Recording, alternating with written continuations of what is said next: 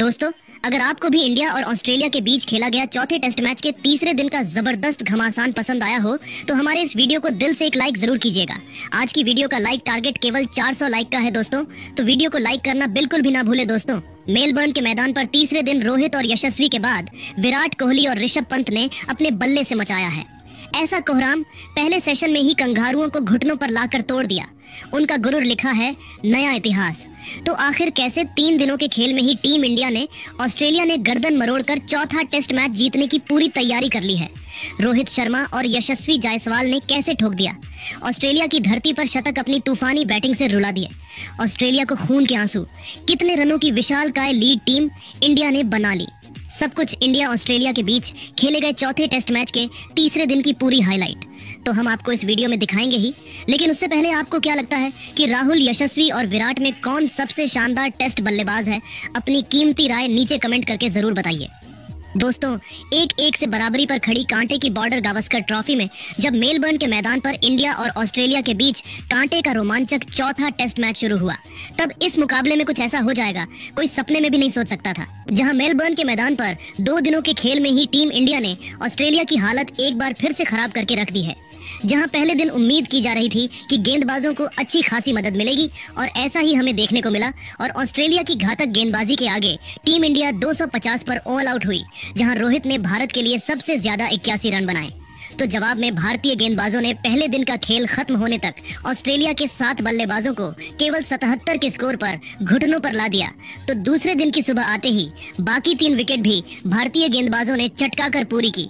पूरी ऑस्ट्रेलिया को केवल 100 रनों पर समेट दिया और पहली पारी खत्म होने तक 100 रनों की लीड भी बना ली थी। ऐसे में दूसरे दिन लंच ब्रेक के बाद टीम इंडिया इस लीड को और भी विशाल करने के मजबूत इरादों से रोहित शर्मा और यशस्वी जायसवाल की घातक जोड़ी उतर चुकी थी और आते ही इन दोनों खिलाड़ियों ने अपनी तूफानी बल्लेबाजी से ऑस्ट्रेलियाई गेंदबाजों की धज्जियां उड़ाकर रख दी।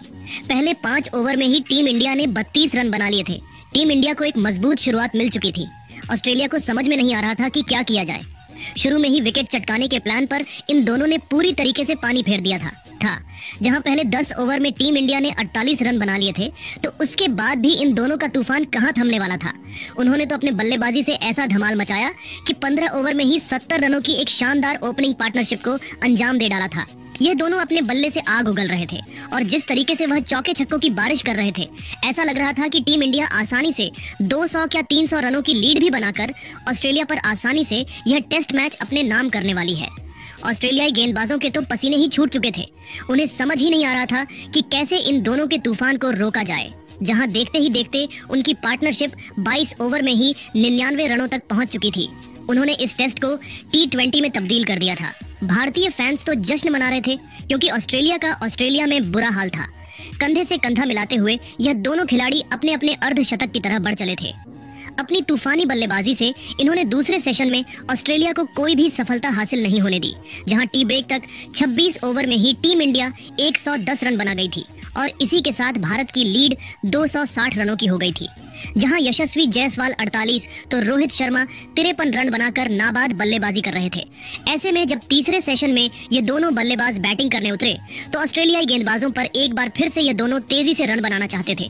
देखते ही देखते 28वां ओवर लेकर आए नेथन लियोन की पहली ही गेंद पर सिंगल लेकर यशस्वी जायसवाल ने अपनी शानदार 50.5 खूबसूरत चौकों की बदौलत पूरी कर ली।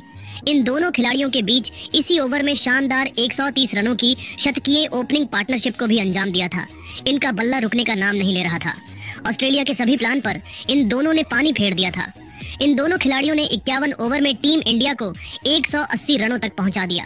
जहां भारत की लीड 330 रनों की हो गई थी, तो दूसरे दिन का खेल खत्म होने तक उन्होंने ऑस्ट्रेलिया को एक भी सफलता हासिल नहीं होने दी। उन्हें विकेटों के लिए तरसा लिया। 92 रनों की दमदार ओपनिंग पार्टनरशिप बनाकर उन्होंने टीम इंडिया को 342 रनों की लीड दूसरे दिन का खेल खत्म होने तक भी दिलवा दी। जहां यशस्वी ने 79 रन ठोक डाले तो रोहित ने 87 का योगदान दिया। जहां अब इन दोनों बल्लेबाजों के पास बारी बारी अपना शतक पूरा कर इतिहास लिखने का सुनहरा मौका था। ऐसे में दोस्तों, जब तीसरे दिन सूरज की पहली किरण के साथ यह महामुकाबला शुरू हुआ, तब यशस्वी और रोहित अपनी अपनी सेंचुरी पूरी करने के इरादे से मैदान में उतरे थे और आते ही इन दोनों ने सीधा गेंदबाजों पर हमला बोल दिया। जहां पहला ओवर लेकर आए मिचेल स्टार्क का स्वागत ही यशस्वी ने शानदार चौका बटोर कर किया, तो जाते जाते ओवर की अंतिम गेंद को भी चौके में रोहित शर्मा ने तब्दील कर अपने खतरनाक इरादों से ऑस्ट्रेलिया को रूबरू करवा दिया था। लेकिन यह तो केवल शुरुआत थी। असली तबाही का मंजर तो आने वाला था, जहां 2 ओवर बाद ही गेंदबाजी करने आए पेट कमिंस की गेंद पर तूफानी छक्का लगाकर यशस्वी जायसवाल 99 पर पहुंच चुके थे। अब उन्हें अपनी सेंचुरी पूरी करने के लिए केवल 1 रन चाहिए था। लेकिन दोस्तों, तभी यशस्वी जायसवाल रन आउट होने से बाल बाल बचे और उन्हें एक नया जीवन दान मिल गया था। वरना यदि वह 99 पर ऑल आउट हो जाते तो सबको काफी दुख होता। वहीं उनका विकेट न मिलने के बाद तो ऑस्ट्रेलिया के खिलाड़ी काफी उदास थे और उनके जख्मों पर नमक छिड़कते हुए यशस्वी ने नेथन लियोन की गेंद पर सिंगल लेकर ऑस्ट्रेलिया की धरती पर अपना दूसरा शतक जड़ दिया था, वह भी अपने लगातार दूसरे ही मैच में। इसी के साथ उन्होंने इतिहास के पन्नों में अपना नाम सुनहरे अक्षरों में लिखवाया है, जिस पर खड़े होकर पूरे स्टेडियम ने यशस्वी के सम्मान में तालियां बजाया। हालांकि सेंचुरी पूरी करते ही यशस्वी जायसवाल आउट हो जाते हैं। उन्होंने 109 रनों की दमदार पारी खेली टीम इंडिया को उन्होंने 223 रनों तक पहुंचा दिया था। जब वह आउट हुए थे और उनकी रोहित के साथ 223 रनों की रिकॉर्ड तोड़ पारी ने सबके दिलों में घर कर लिया था। ऐसे में अब जब यशस्वी आउट हुए तो उनके आउट होने के बाद मैदान में जलवा दिखाने के लिए खुद विराट कोहली आए थे और गुस्से की आग में तड़प रहे विराट कोहली ने भी ऑस्ट्रेलिया पर रहम करना जरूरी नहीं समझा और रोहित शर्मा के साथ मिलकर उन्होंने भी फिर ऑस्ट्रेलियाई गेंदबाजों की ऐसी पिटाई करी कि दूसरा सेशन खत्म होते होते टीम इंडिया न केवल 300 रनों के पार थी, भारत की लीड 450 रनों से अधिक की हो चुकी थी, बल्कि विराट ने अपनी शानदार 50 भी पूरी कर ली थी और रोहित शर्मा तो सेंचुरी बनाकर खेल रहे थे। यहाँ तक कि दोस्तों, दिन के अंतिम सेशन में हमें ऋषभ पंत का तूफान भी देखने को मिला, जहाँ इस खिलाड़ी ने तो टेस्ट मैच को T20 में तब्दील कर दिया। जहाँ भले ही विराट सेंचुरी पूरी नहीं कर पाए, लेकिन ऋषभ पंत ने उनके विकेट का बदला चुकाते हुए ऑस्ट्रेलिया को ऐसा धोया कि टीम इंडिया ने 600 रनों की लीड तीसरे दिन का खेल खत्म होने तक बना दी। और इतनी बड़ी लीड हो जाने के बाद तो अब ऑस्ट्रेलिया का जीतना तो ऑलमोस्ट नामुमकिन ही है, जहां चौथा मैच जीतने की तैयारी टीम इंडिया की पूरी हो चुकी है और 3 दिनों में ही टीम इंडिया अब चैंपियन बनने के बेहद करीब आ चुकी है। लेकिन दोस्तों, अब आपको क्या लगता है कि इस चौथे टेस्ट मैच में कौन बनेगा?